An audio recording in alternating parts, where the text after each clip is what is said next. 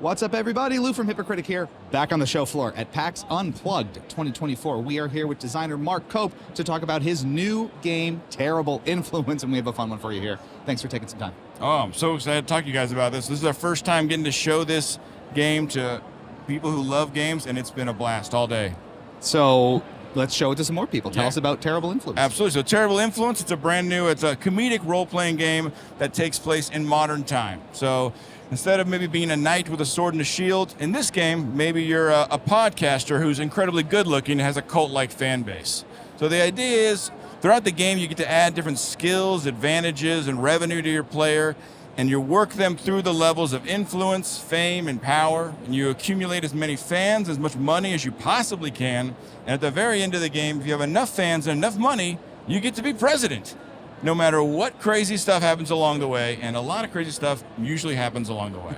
It is very fun, it is very satirical, and it is very reflective of a lot of the media times that we sort of live in, which you kind of have a bit of experience with your animation and creation background. Can you tell people about your history in creation that led you to developing a game like this?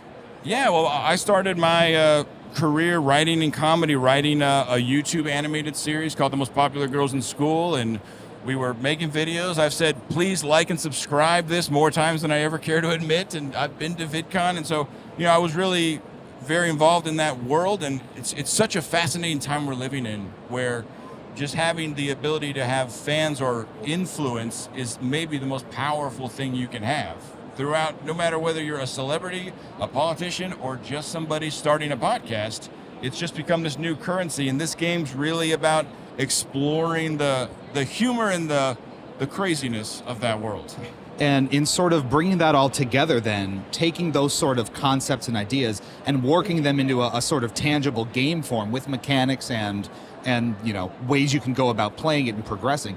Can you talk a little bit about exactly that translation process? Not just creating and working with sort of a comedy and writing structure, but creating a physical sort of real game structure out of that too. Yeah, I mean, we've been developing this game, myself with WatchMojo as our partner for the last 2.5 years. And, at first it's very much just kind of, what are funny ideas? Like, oh, if you have a powerful family, that's an advantage, or a cult-like fan base. Or what are great skills? Like, oh, maybe you could be incredibly good-looking or actually funny. Or there's a card that is actually have talent, which, not every player gets to have an actually have talent card, just like not every famous person does. And then it was, we figured out how it works together, and it was very interesting in that it felt a lot like writing a show, because you are telling a story. It's just you're telling 100 stories, and then every time someone plays, they put together their own pieces. And it's really, every time I play, I'm always laughing and fascinated with how people build out their self and then tell their story. And when you see players get their hands on it and start to explore the possibilities, understand what it's sort of going for, what sort of typical reaction do you see? Do players really engage with it? Do they get really into it? Do they sort of bring their own personalities to it? How's it go? I love this game in that, no matter if you're somebody who's played a lot of role-playing games or if you've never played a role-playing game, as you build your character, you may just start out as a podcaster, a game streamer, a model, but as you start to add things like, oh, I'm incredibly good looking, okay, good to know, and then you see them start behaving that way, and then the players who have, equipped the good personality cards, you see them kind of judging, like, I should have more than they do. And then there's funny things that can happen, like you may choose to do something like, I'm going to get rid of being funny, because I'd rather be a brilliant marketer, because that's actually more valuable in the game. And there's just like a funny catharsis of like, yeah, that is a more valuable skill, frankly, in life. And they slowly, everyone does embrace who they end up creating, and it makes it the most fun part of the game. And when you see that sort of process come alive in people, it's got to be really gratifying to have everyone start to kind of put their own twist on this sort of foundation that you laid, and then you just sort of let them go nuts with it, right? Without a doubt. I mean, I'm always surprised by what people do with the game, how they strategize or how they play, but also just how they embrace it. There are cards and players where maybe you're a power couple with another person, and so they will embrace that, and then the next round, one of them will attack the other one. It's like, we were together, we were in a relationship, and it's like all of a sudden you're watching a scene in this fake world that's occurring. And it's a crack up. It makes it just that much more fun. It's great to have a game where you can all collaborate and talk and be social while still getting to have fun. Very, very immersive in that way. So with all these different kind of mechanics you see, influence, fame, power, scandals, are there any in particular that you're maybe overly proud, or very proud of, where you're just, oh, this was so clever, I'm really glad this made it in, I'm really fond of this? That's okay. Me personal, I'll tell you the one personal one that's like, this card is so deeply personal. It's not, most people would not care that how it's set up, but for me it's personal, is there is one advantage: you can have a manager. So throughout the game you may roll dice for different things, and the manager will give you either a +1 or a +2 on your dice roll. So if you're in, but only if you're in the fame and power sections of the board. If you're still in influence, they do nothing for you. And so you can have a manager card, but if you're not a little famous, they will not do anything for you. And that is so personally from my understanding of, like, I remember when I got a manager and I realized, oh, they don't care about me unless I get famous. So little things like that, you know, even though for the average player, they're just going to go through that and be like, okay, so here's how it works. For me, I'm like, oh, yes, that is so true.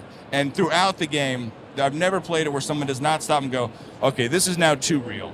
This moment right here is too real, whatever's happening. It really cuts deep then, right? It does, Reflective exactly. of the world we're living in. That's right. So when you put the entire concept together, again, going from sort of a content creation and writing background to then putting actual game mechanics on top of that sort of thing, and that entire, you know, multi-year journey that you've been on to get it, you know, very close to release now, was there anything sort of maybe surprising or challenging or elements of the process that you didn't expect in terms of game design and mechanic design and sort of making it all work together?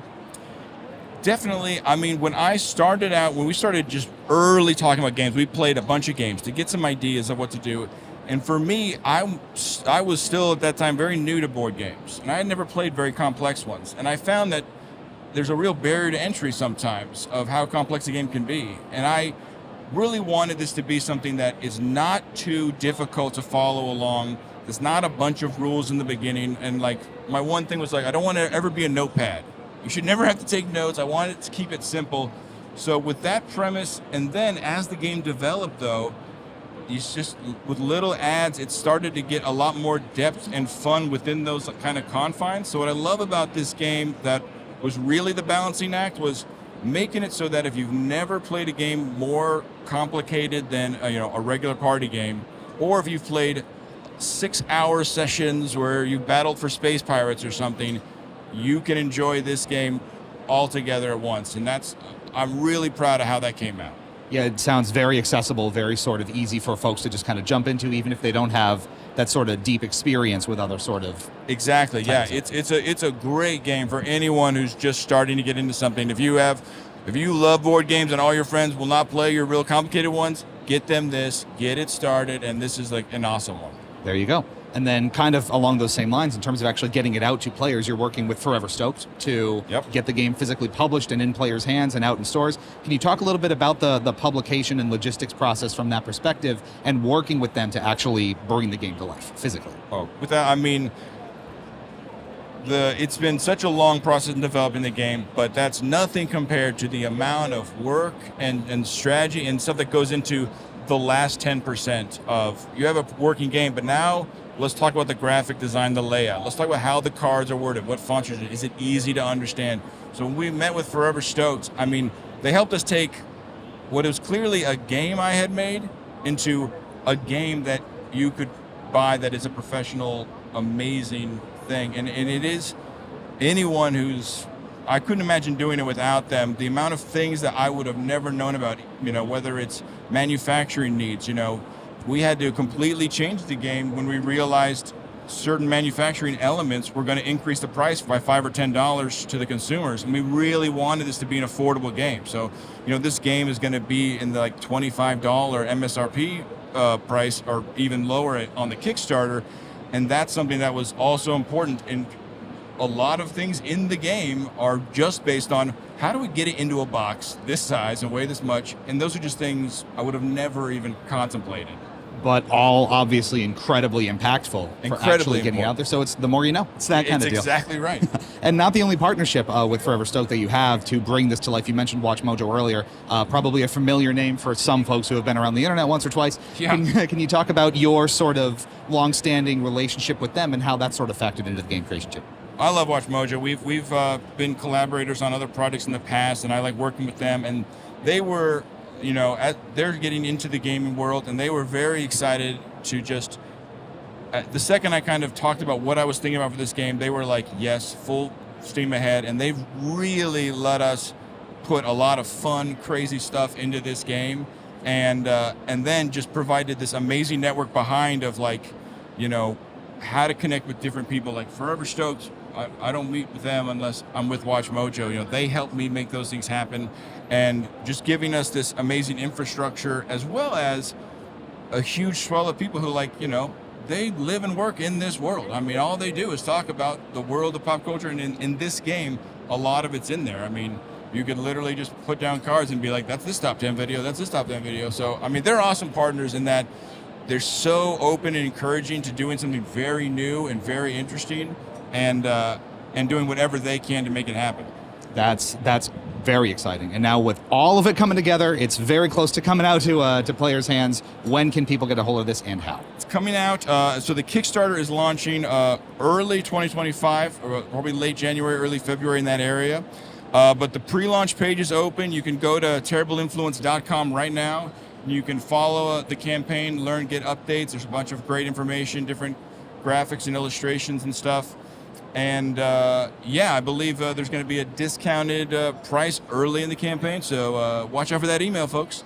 And also there'll be a really fun little exclusive cards and opportunities that are just in the Kickstarter version of the game. Fantastic. So more to come. Yeah. Alrighty. Mark, thanks so much for the time. Really appreciate it. Thanks so much, man. And keep it tuned here to Hypocritic for more for PAX Unplugged all weekend long.